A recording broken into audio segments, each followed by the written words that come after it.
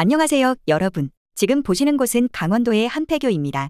2023년만 해도 웃음소리가 가득했던 이곳은 지금 적막감만 감돌고 있죠. 종소리도 아이들의 발걸음 소리도 사라졌습니다. 2040년 대한민국의 어느 마을, 학교가 사라졌습니다. 아이도 교실도 종소리도 없습니다. 출산율은 떨어지고 남은 학생은 너무 적어져 한 지역에 단 한 개의 학교도 없어진 곳이 생겨나고 있습니다.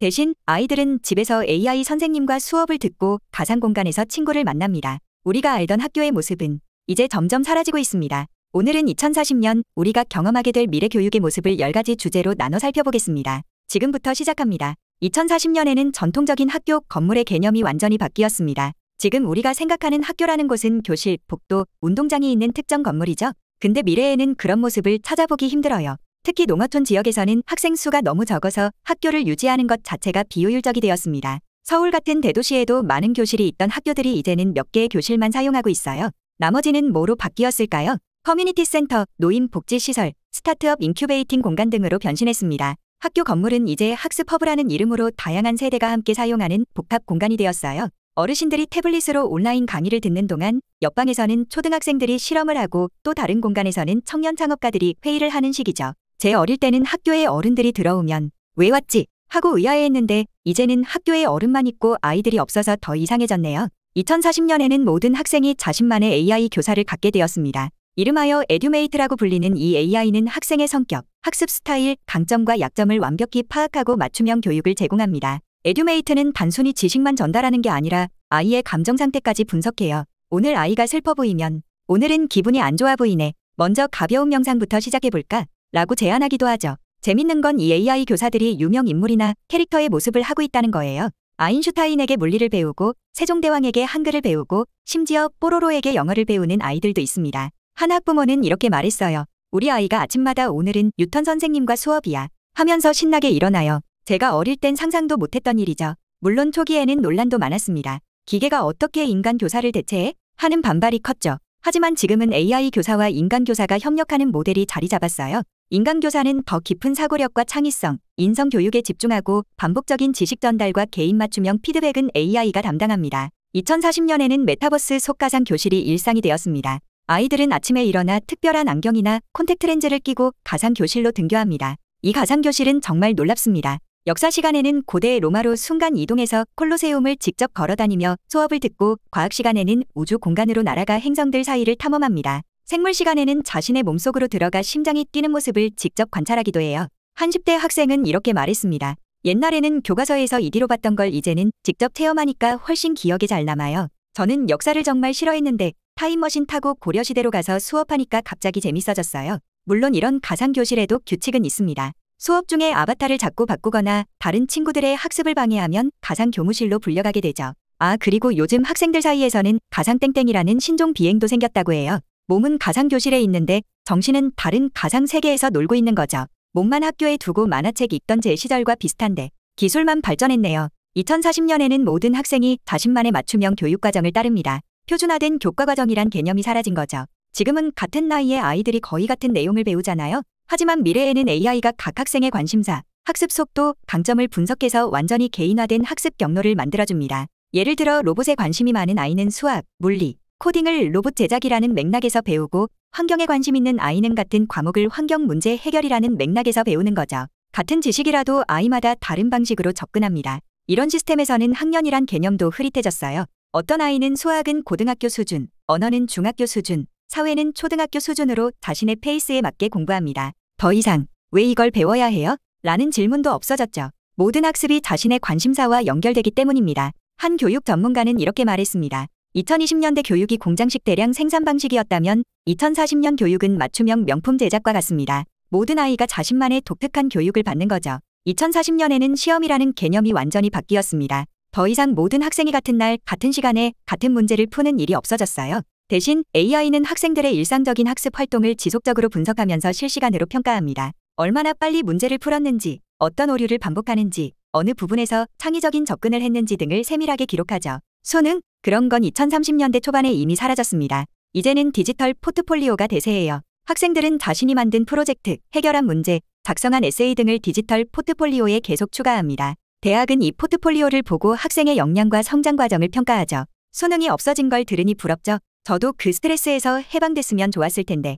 그런데 요즘 학생들에게도 나름의 스트레스가 있대요. 창의성 충전이라는 신종과외가 유행이라고 하네요. 포트폴리오에 독창적인 프로젝트를 넣기 위해 창의력 훈련을 받는 거죠. 시대가 바뀌어도 입시 전쟁은 형태만 바뀌나 봅니다. 2040년에는 아이들이 물리적으로 만나는 시간이 크게 줄었습니다. 온라인 수업이 대세가 되면서 자연스럽게 생긴 변화죠. 이런 변화를 우려하는 목소리가 커지자 정부는 사회적 상호작용 크레딧이라는 제도를 도입했습니다. 모든 학생은 일주일에 최소 15시간을 다른 아이들과 실제로 만나 활동해야 하는 거죠. 학습 허브에서 진행되는 그룹 프로젝트나 스포츠 활동, 예술 수업 등을 통해 이 크레딧을 채울 수 있습니다. 또한 디지털 디톡스 캠프라는 것도 생겼어요. 한 달에 하루는 모든 디지털 기기를 내려놓고 자연 속에서 함께 시간을 보내는 날이죠. 처음에는 많은 아이들이 불평했지만 지금은 이 날을 기다리는 아이들이 많아졌다고 합니다. 재미있는 건 가상 친구와 실제 친구를 구분하는 새로운 문화가 생겼다는 거예요. 어떤 아이들은 그건 내 버추얼 베프일 뿐이야, 리얼 베프는 아니야 라고 말하기도 한대요. 메타버스에서만 만나는 친구와 실제로도 만나는 친구를 구분하는 거죠. 어느 학부모는 이렇게 말했습니다. 우리 아이가 가상 세계에서는 엄청 활발한데 실제로 만나면 말도 잘하네요. 소셜 스킬 코칭이라는 프로그램을 신청했는데 이런 서비스가 필요한 시대가 올 줄은 몰랐네요.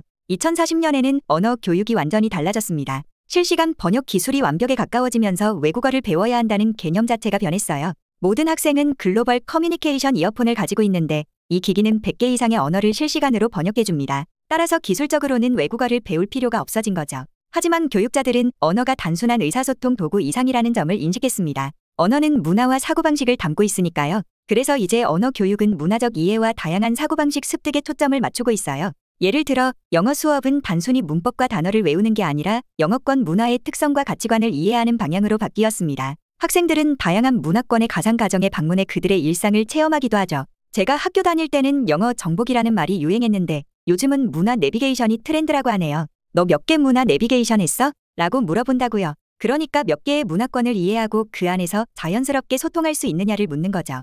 2040년에는 미래 직업 탐색이 핵심 교과목이 되었습니다. 인공지능과 자동화로 많은 전통적인 직업이 사라지고 새로운 형태의 일자리가 계속 생겨나는 시대니까요. 학생들은 AR과 VR을 통해 다양한 직업을 직접 체험해 볼 수 있습니다. 양자 컴퓨터 프로그래머, 기후 조절 엔지니어, 우주 관광 가이드 같은 미래 직업부터 의사, 요리사, 건축가 같은 전통적인 직업까지 폭넓게 경험하죠. 특히 재미있는 건 마이크로 인턴십이라는 제도예요. 학생들은 한 달에 하루씩 다양한 분야의 전문가와 함께 일하는 경험을 합니다. 실제 현장에서 일하는 모습을 보고 체험하면서 자신의 적성과 흥미를 발견하는 거죠. 한 진로 상담사는 이렇게 말했습니다. 과거에는 너 커서 뭐 될래? 라고 물었지만 이제는 너는 어떤 문제를 해결하고 싶어? 라고 묻습니다. 직업이 빠르게 변하는 시대에 중요한 건 특정 직업이 아니라 문제 해결 능력이니까요. 제 어릴 때는 의사, 변호사, 선생님이 좋은 직업의 대명사였는데 요즘 초등학생들의 장래 희망 1위가 메타버스 설계사라고 하네요. 제가 뭔지도 잘 모르는 직업이 시대가 참 빠르게 변하고 있습니다. 2040년에는 학부모의 역할도 크게 바뀌었습니다.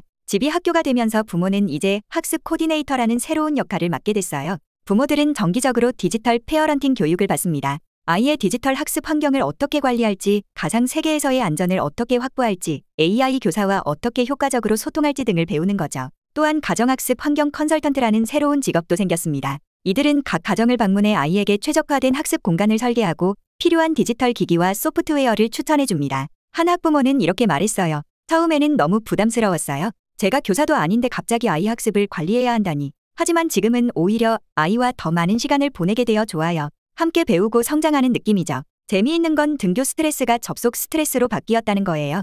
예전에는 빨리 일어나, 학교 늦겠어 였다면 이제는 네트워크가 왜 이렇게 느려? 수업 시작 5분 전인데 라는 말이 아침마다 들린다고 합니다. 2040년에는 교육 불평등의 양상도 바뀌었습니다. 디지털 기기와 인터넷은 이제 물과 전기처럼 기본적인 인프라로 취급되어 정부에서 모든 가정에 제공하고 있어요. 하지만 새로운 형태의 불평등이 나타났습니다. 바로 디지털 학습 환경의 질적 차이죠. 부유한 가정은 최신 홀로그램 시스템과 촉각 피드백 장치, 전용 메타버스 학습 공간을 제공할 수 있지만 저소득층 가정은 기본적인 장비만 갖추고 있는 경우가 많습니다. 또한 인적 지원의 차이도 커졌어요. 일부 가정은 개인 학습 코치, AI 튜터 프로그래머, 포트폴리오 컨설턴트 등을 고용할 수 있지만 그렇지 못한 가정도 많습니다. 정부는 이런 격차를 줄이기 위해 디지털 교육 평등 바우처를 제공하고 지역 학습 허브에 고급 장비를 갖춘 공용 공간을 마련했습니다. 하지만 여전히 해결해야 할 과제가 많죠. 교육 전문가는 이렇게 말합니다. 과거에는 좋은 학군으로 이사가는 것이 중요했지만 이제는 좋은 디지털 학습 생태계에 접근할 수 있느냐가 관건입니다. 우리 사회는 모든 아이에게 양질의 디지털 학습 경험을 제공하기 위해 더 노력해야 합니다. 여기까지 2040년 교육의 모습을 살펴봤습니다. 우리가 알던 학교는 사라졌지만 교육은 더욱 개인화되고 풍부해졌습니다. 기술은 바뀌었지만 교육의 본질인 아이들이 세상을 이해하고 문제를 해결하고 자신의 잠재력을 발견하도록 돕는 것은 변하지 않았습니다. 물론 이러한 변화가 모두에게 긍정적인 것은 아닙니다. 새로운 도전과 해결해야 할 문제들도 많이 있죠. 하지만 우리는 항상 변화에 적응하고 더 나은 방향으로 발전해왔습니다. 오늘 이야기한 2040년의 모습은 하나의 가능성일 뿐 미래는 우리가 함께 만들어가는 것입니다. 어떤 교육이 우리 아이들에게 진정으로 필요한지 그리고 그것을 어떻게 제공할 수 있을지 함께 고민하고 준비해야 할 때입니다. 여러분의 시청에 감사드립니다. 다음 영상에서 또 만나요.